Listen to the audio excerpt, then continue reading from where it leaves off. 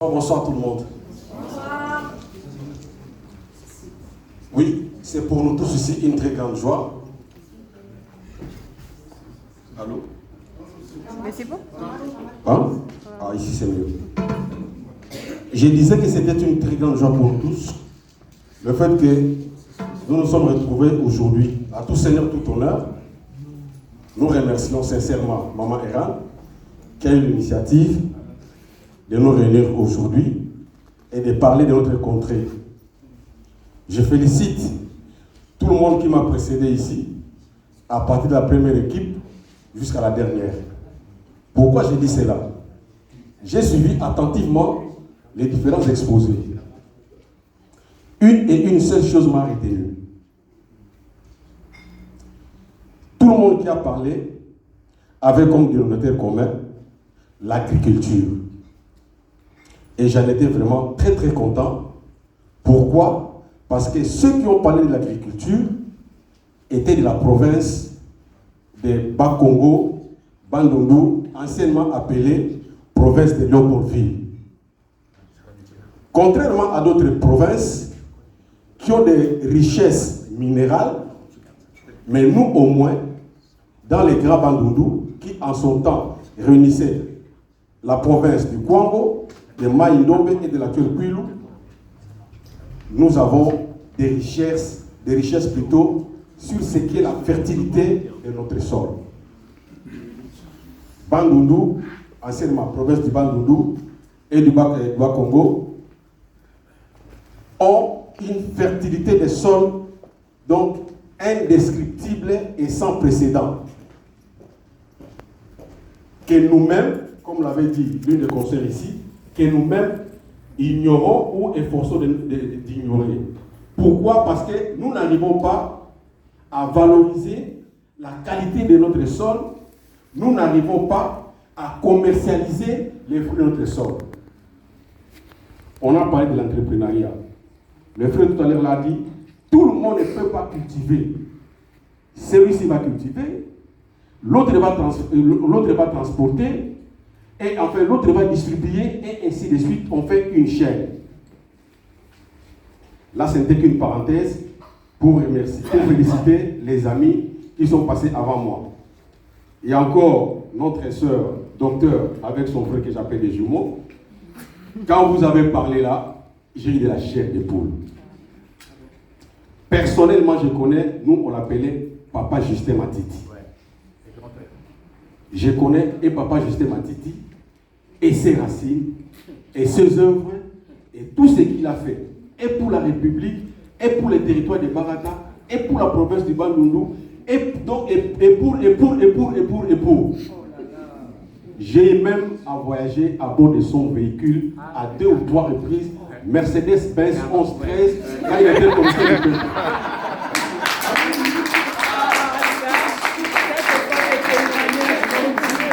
C'est pourquoi j'étais étonné que quand vous avez parlé, j'ai sursauté et j'ai eu la chair des poules. Je me suis dit, mais parce que je suis en train d'entendre des choses qui me font revivre encore la belle époque, s'il faut le dire. Ah, mais oui. Moi, j'ai fait le Bas-Congo dans l'entrepreneuriat. Quand j'étais encore tout jeune, à l'âge de entre 24 et 35 ans, j'ai sillonné presque toute la province du Bas-Zaïre à l'époque. Toute la province du Bandundu aussi. Dans le cadre des transports des produits vivriers. Nous, on louait les véhicules et on sortait les histoires des milieux ruraux aux milieux urbains. Voilà. À ce moment-là, eh bien, les routes étaient vraiment impeccables. Parce qu'il y avait même le système de cantonnage manuel qu'on a pu boycotter actuellement. Vous comprenez? Alors, je me rappelle d'une phrase que mon professeur de comptabilité agricole nous avait dit en 86, je me rappelle. Il dit, chers étudiants, sachez bien que la route dans un pays, c'est comme la colonne vertébrale dans un corps humain. Et dans la colonne vertébrale, vous trouverez, il y a un gros tuyau et puis il y a des petits annexes. Il a parlé des états de nos routes actuelles. Comment pouvons-nous développer notre pays aussi longtemps que nous n'avons pas de bonnes, comment on appelle ça, les infrastructures L'entretien des routes de dessert agricoles ne se font plus. Jamais.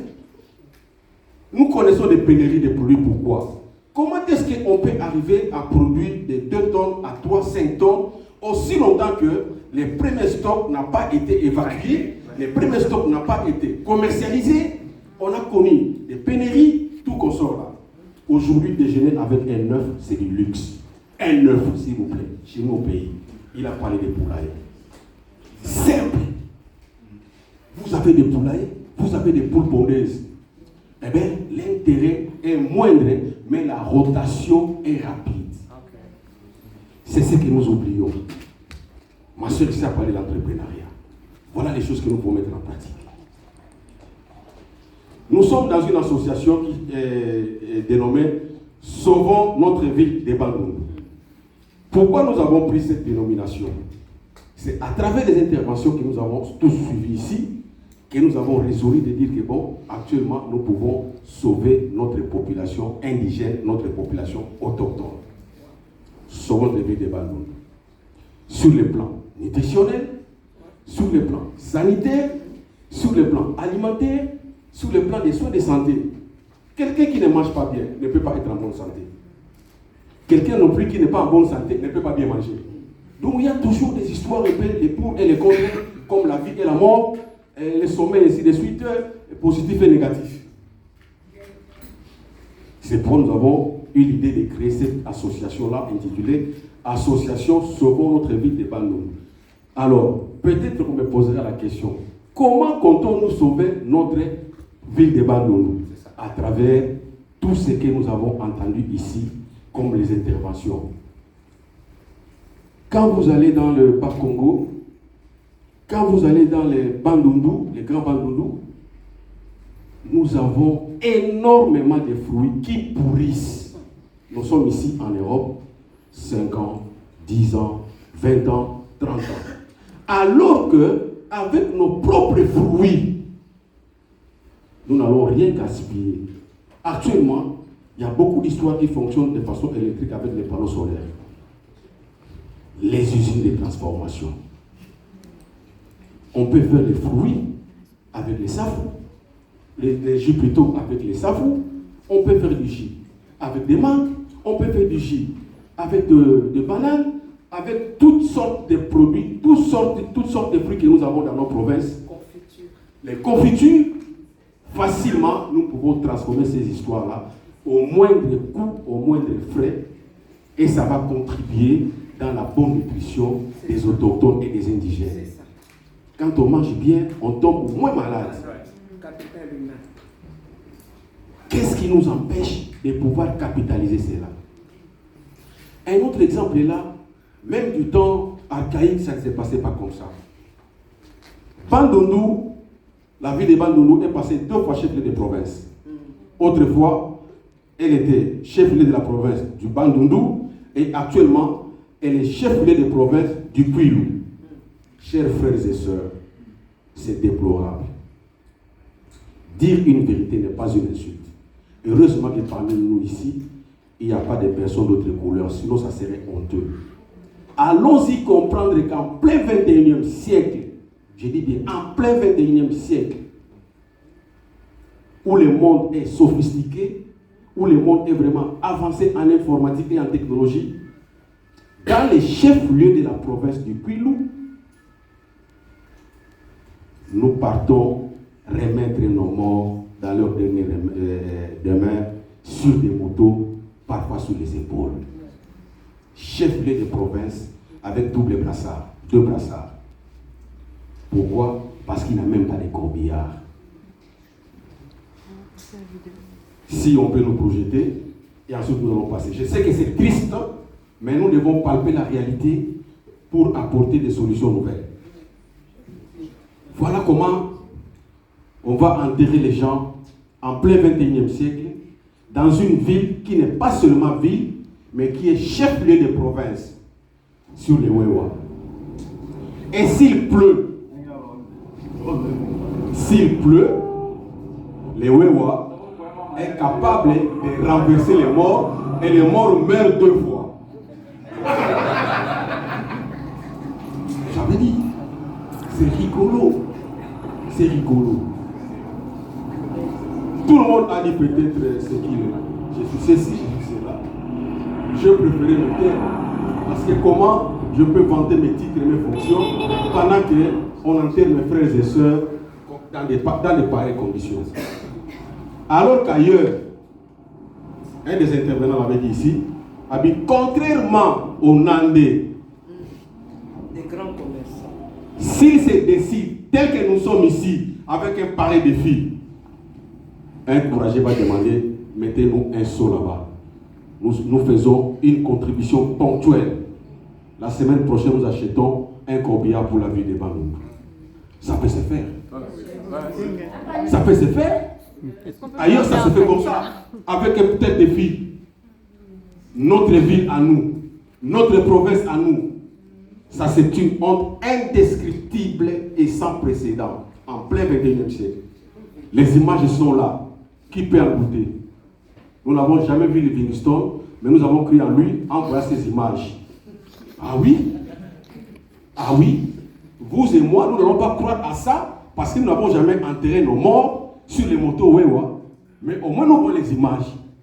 Et ça ne se passe pas ailleurs, ça se passe chez nous. Alors que notre province du Kwilu n'a que deux villes. La ville de Bandundu et la ville de Kikwit.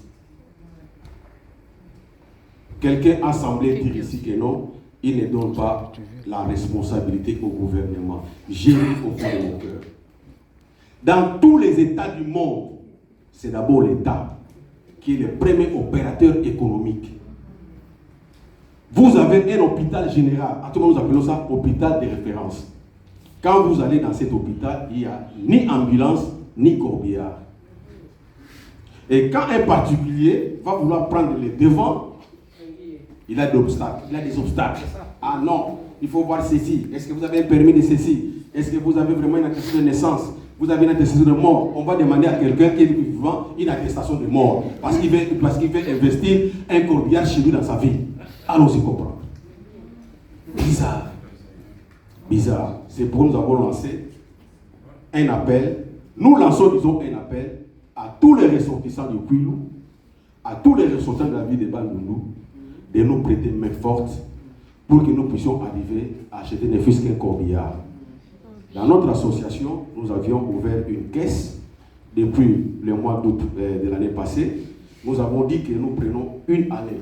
Au plus tard, au mois d'août 2025, nous devons acheter un corbillard et nous devons envoyer ça dans la ville de Bandundu. C'est combien? 5 000 €, nous avons un corbillard, mais jusque-là, dans nos caisses, nous avons déjà réuni à peu près 2 000 ou 2 200 €. Donc, il nous manque à peu près 3 000. S'il y a 30 personnes ici qui donnent 100 $, nous avons cet argent. Et le plus tôt possible, vous allez vous faire inscrire chez Maman Ariane. Elle est aussi membre. Une campagne crowdfunding pour pallier à ça. Oui, faites circuler la liste, madame, avec leur numéro de téléphone. Moi, j'avais dit. Moi, j'ai suivi l'intervenant ici. Il a dit de pareilles choses chez nos frères et sœurs de Nandé. On passe du tic au tac. Ah, mais oui, il ne faut pas te les faire quand il est chaud. Ça, c'est une honte. Pas pour ceux qui sont morts, mais pour nous, leurs frères et sœurs qui sont encore vivants. Alors, voilà, Goyo. Alors qu'on dit, il faut respecter les morts. Est-ce que ça, c'était un respect envers les morts? Et pourtant, nous sommes là et nous ne faisons rien. Ça, dans le cadre de notre association, c'est un micro-projet à court terme que nous avons arrêté. Toujours faisant fi aux interventions précédentes, nous avons aussi un second projet que nous avons dit un projet à moyen terme. Nous sommes à la recherche des partenaires.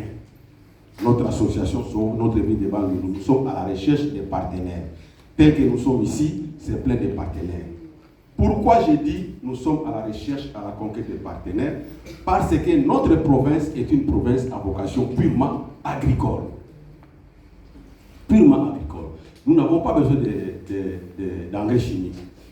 Nous avons le soleil, comme l'a dit ma soeur ici, pendant 12 mois ou 10 mois. Nous avons l'eau de la pluie pendant 10 mois. Les cours d'eau. Les cours d'eau sont partout. Bandundu a 3 avantages d'évacuation des produits agricoles et vivriers. Il y a la voie fluviale, il y a la voie routière et il y a la voie aérienne.